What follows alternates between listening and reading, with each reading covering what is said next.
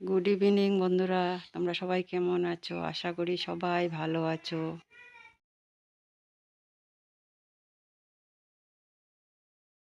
তো বন্ধুরা, আমাদের এখানে আজকে কয়েকদিন থেকে প্রচুর গরম।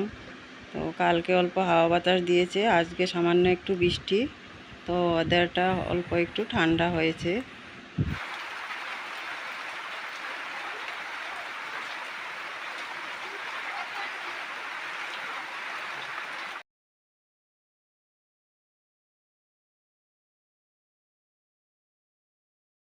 তো বন্ধুরা, আজকের ওয়েদারটা অল্প হালকা ঠান্ডা।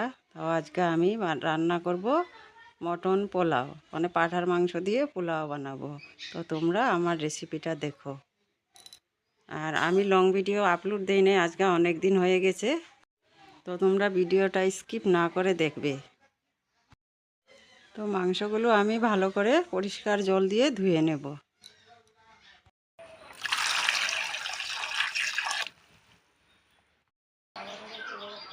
তো বন্ধুরা দেখো, আমার মাংসগুলো ধোয়া হয়ে গেছে। তো বন্ধুরা, এখানে আমি পেঁয়াজ নিয়েছি, পেঁয়াজগুলো খোসা ছাড়িয়ে ধুয়ে নিয়েছি, এখন কুচি করে কেটে নেব। আর এখানে আদা রসুনটা একসঙ্গে মিক্সিতে আমি গুঁড়ো করে নিয়েছি।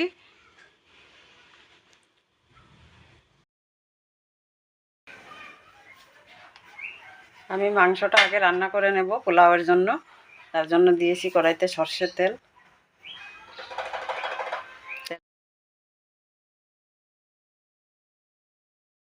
আর বন্ধুরা, এখানে পেঁয়াজ আর কাঁচা পাকা লঙ্কা একসাথে গুঁড়ো করে নিয়েছি মিক্সিতে। আর এটা আদা রসুন। আর তেলটা গরম হয়ে গেছে, দেবো সামান্য একটু হলুদ গুঁড়ো। আমি তেজপাতা দিয়ে সামান্য একটু হলুদ গুঁড়ো দিয়েছি তেলে, এতে হলুদের গন্ধটা থাকবে না। আর এখানে আমি লঙ্কা আর পেঁয়াজ পেস্টগুলো দিয়ে দিচ্ছি। তারপর এখানে দিয়ে দেব আদা রসুনের পেস্ট। এখন দিয়ে দিচ্ছি আদা আর রসুন। আর এখন ভালো করে মশলাটা কষিয়ে নেব। ততক্ষণ অবধি কষাবো যতক্ষণ আদা রসুনের কাঁচা গন্ধটা চলে যায়। আন্দাজ মতো লবণ দিয়ে দিলাম।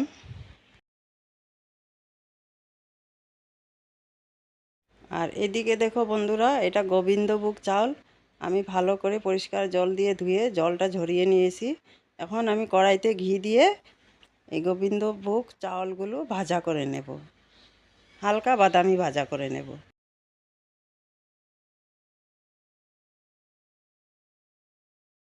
তো বন্ধুরা, আমি আরেকটা কড়াই বসিয়েছি এখানে। এটাতে আমি চাউলগুলো ভেজে নেব। আর এখানে আমি ঘি দিয়ে দিলাম। আর এই ঘিটা আমি ঘরে বানিয়ে নিয়েছি। এটা খাঁটি দেশি ঘি, আমি ঘরে বানিয়েছি। আরেকদিন তোমাদের সাথে শেয়ার করব ঘিটা আমি কিভাবে ঘরে বানিয়েছি।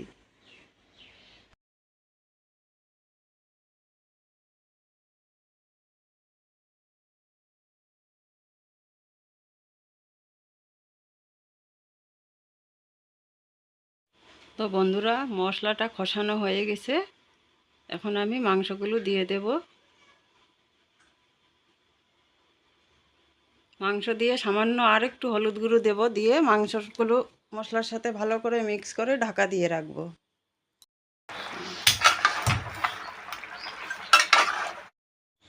মশলার সঙ্গে মাংসগুলো ভালো করে মিক্স করে নিয়েছি। এখন ঢাকা দিয়ে রাখবো। আর গুঁড়ো মশলাগুলো পরে আমি অ্যাড করব এখানে। আর পেঁয়াজ কুচি করে রেখেছি, সেটাও আমি পরে দেব। আর বন্ধুরা, এদিকে আমার গোবিন্দভোগ চাউলগুলোও ভাজা করা হয়ে গেছে। এইভাবে আমি সব চাউলগুলো ভাজা করে তুলে নেব। খুব সুন্দর একটা গন্ধ বেরিয়ে আসছে, হালকা বাদামি কালারও হয়ে গেছে, খুব সুন্দর হয়েছে ভাজাটা। তো আমি মাংসগুলো ঢাকা দিয়ে রেখেছিলাম, দেখো কতগুলো জল বেরিয়ে আসছে। আর এখন আমি এখানে কুচি করে রাখা পেঁয়াজগুলোও দিয়ে দেব। তো বন্ধুরা, মাংসগুলো মশলার সাথে খুব সুন্দর মিক্স হয়ে গেছে, তেল বেরিয়ে আসছে। এখন আমি কোচানো পেঁয়াজগুলো, তো বন্ধুরা আমি পেঁয়াজ কুচি করে রেখেছিলাম, পেঁয়াজগুলো দিয়ে দেব। এখন মাংসগুলো আবার পেঁয়াজের সাথে ভালো করে কষিয়ে নেব। পেঁয়াজটা আগে দিলে কি হয়, মাংসের ঝোলটা একদম গেদগেদা হয়ে যায়। আর এখন হালকা হালকা হবে। এখন কিছু গরম মশলার গুঁড়ো দিয়ে দিলাম। দিয়ে দেব অল্প কাশ্মীরি লঙ্কার গুঁড়ো কালারের জন্য।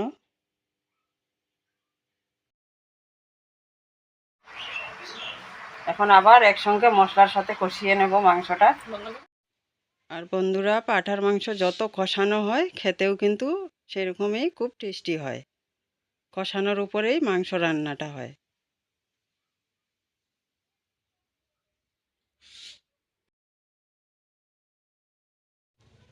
তো বন্ধুরা, আমি পাঁঠার মাংসগুলো ভালো করে কষিয়ে নেব, তারপর কুকারে একটা সিটি দিয়ে দেব। যেহেতু এটা পাঁঠার মাংস, সেদ্ধ হতে অনেক টাইম লেগে যাবে। তো বন্ধুরা, দেখতে পাচ্ছ মাংসটা কত সুন্দর কষানো হয়ে গেছে। এখন আমি আন্দাজ মতো জল দিয়ে দেব। তো দেখো বন্ধুরা, পাঁঠার মাংসটা হয়ে গেছে কমপ্লিট। কুকারে সিটি দিয়েছি আমি 3টা সিটি দিয়েছি। আর খুব সুন্দর একদম সেদ্ধ হয়ে গেছে, সফট হয়ে গেছে। এখন আমি পোলাওটা বানিয়ে নেব। তো বন্ধুরা, আমি পোলাওর সাথে আলুও দিয়েছি, এটা বলতে ভুলে গেছি। পোলাও বিরিয়ানিতে আলুটা দিলে খেতে ভালো লাগে।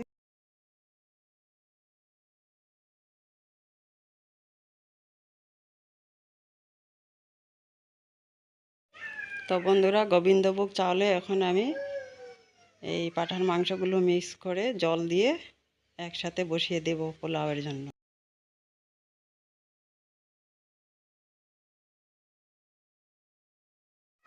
তো বন্ধুরা দেখো, আমি পোলাওটা বসিয়ে দিয়েছি, আন্দাজ মতো জল দিয়েছি। আর যেহেতু এটা গোবিন্দভোগ চাউল, একদম কম করে জল দিয়েছি। তো দেখো বন্ধুরা, পোলাওয়ের চাউলটা ফুটে গেছে। এখন আমি হালকা আঁচে ঢাকা দিয়ে রাখবো।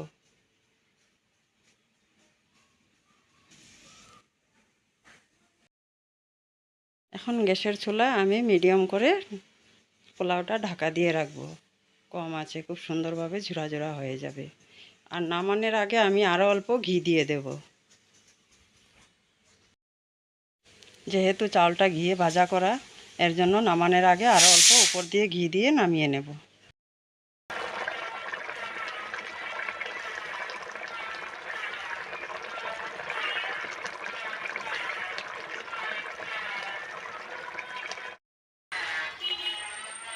পোলার থেকে ভালো করে জলটা শুকিয়ে যাবে, আমি ঢাকা দিয়ে রাখবো।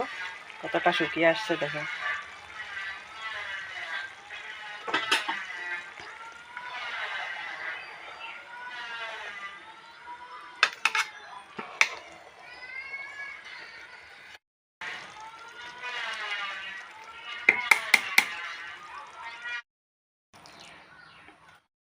তো বন্ধুরা দেখো, মটন পোলাওটা একদম কমপ্লিট হয়ে গেছে। আমি এখন ঘি দিয়ে নামিয়ে নিচ্ছি। তো বন্ধুরা, মটন পোলাও খাবার জন্য রেডি হয়ে গেছে। আর কে কে মটন পোলাও খেতে পছন্দ করো, সবাই চলে এসো আমাদের বাড়িতে। আর বন্ধুরা, যে যেখান থেকে আমার ভিডিওগুলো দেখছো, সবাই একটা করে লাইক করে কমেন্ট করবে। আর স্কিপ না করে দেখবে বন্ধুরা, একটাই অনুরোধ রইল, কেউ স্কিপ করবে না, আর না হলে আমার ভিডিওতেই ঢুকবে না। আর যদি আমার ভিডিওগুলো তোমাদের ভালো লাগে, আমার চ্যানেলটা সাবস্ক্রাইব করে পাশে থেকো। আর আমার দেশের বন্ধু, দেশের বাইরের বন্ধু, সবাইকে আমার অনেক অনেক ভালোবাসা।